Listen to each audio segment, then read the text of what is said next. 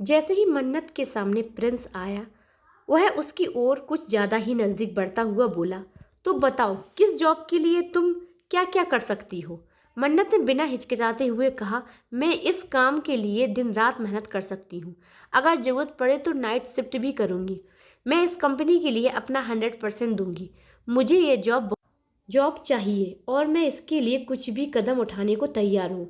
लेकिन प्रिंस ने एक तीखी मुस्कान के साथ ताना मारते हुए, तुमने डायरेक्टर को कैसे पटाया? क्या खुद को उसके सामने ऑफ किया? ये सुनते ही मन्नत को गहरा धक्का लगा।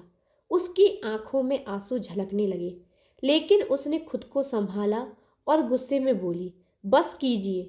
अगर आपने एक शब्द और कहा तो मुझसे बुरा कोई नहीं होगा। मैं आपकी इज्जत इसलिए कर रही थी क्योंकि आप मुझसे बड़े हैं और मेरे भाई हैं।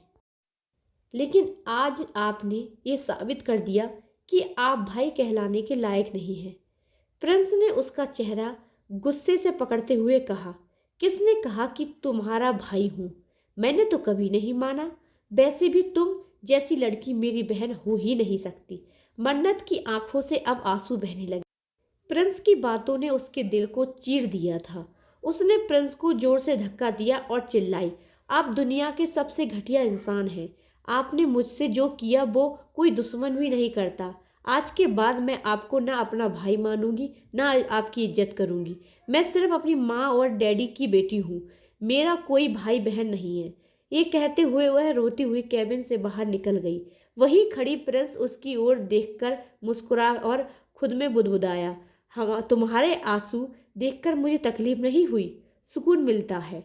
बाहर लॉबी में नैना मन्नत का इंतजार कर रही थी। जैसे ही उसने मन्नत को रोते हुए बाहर आते हुए देखा, वह चौंक गई और उसके पीछे दौड़ी। मन्नत, क्या हुआ? सब ठीक तो है ना? लेकिन मन्नत बिना एक शब्द बोले सीधे अपनी कार में बैठी और वहां से चली गई।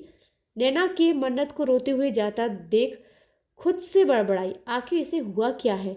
ऐसे क्यों रो रही थी? कहीं इस कंपनी के बॉस ने, नहीं नहीं, लोगों की बातें शायद सच थी। ये इंसान वाकई में बहुत खतरनाक है। अब मैं भी इससे कभी नहीं मिलूंगी।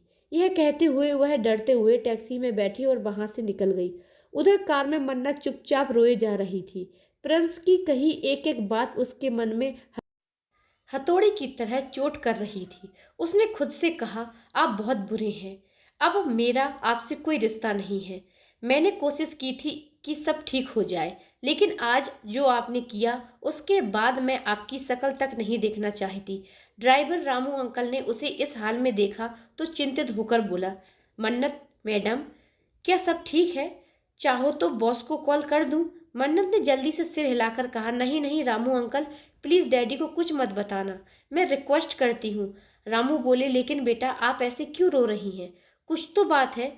मन्नत ने जबरदस्ती मुस्कुराते हुए कहा, कुछ नहीं अंकल, बस एक दोस्त ने थोड़ी सी बहस हो गई थी, सब ठीक है। वह लगातार मुस्कुराती रही, लेकिन दिल अंदर से टूट चुका था। प्रिंस की बातें उसके जहन में गूंज रही थी। पता नहीं आपको मुझसे कैसी दुश्मनी है? कौन सा भाई अपनी बहन से ऐसे बात करता है? लगता है आप वाकई में मेरे भाई नहीं हैं।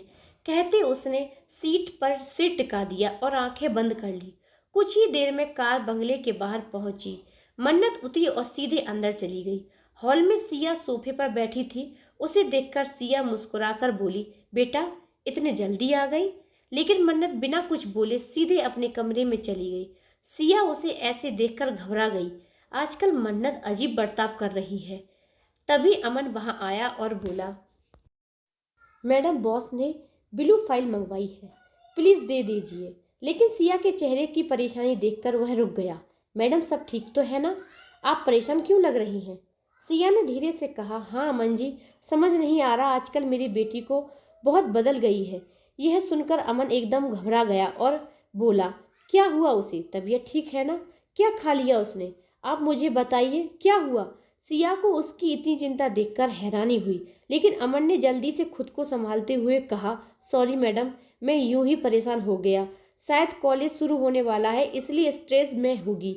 आप चिंता मत कीजिए, वो ठीक हो जाएगी।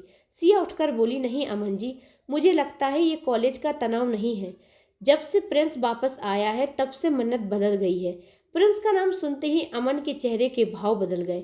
उसने मन ही मन में गुस्से से कहा, प्रिंस सर, आखिर क्यों आप मेरी बेटी को चैन से जीने नहीं देते? सबने उसे अपना लिया, फिर आप क्यों नहीं उसे अपनी अपनी बहन मान क्यों नहीं लेते? सिया ने अमन को वो फाइल थमाई और नरमी से कहा, आप चिंता मत कीजिए, मैं मन्नत से बात करूंगी, पूछूंगी कि उसे क्या तकलीफ है। अमन ने सिर हिलाया, एक नज़र ऊपर की ओर डाली और फाइल लेकर चुपचाप ले चला गया। उधर मन्नत अपने कमरे में बेड पर औंधी लेटी हुई थी, तकिए में चेहरा छुपाए रो रही थी। कुछ देर बाद उसने आंसू पोंछे और खुद को समेटा और गुस्से से उठकर बोली, मैं क्यों सोच रही हूँ उस इंसान के बारे में? मुझे उसकी कोई परवाह नहीं होनी चाहिए।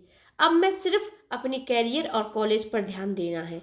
उसने आंखों में एक नई चमक के साथ कहा, कल से मेरा कॉलेज शुरू हो रहा है और अब मैं जी जान से पढ़ाई लग करूंगी।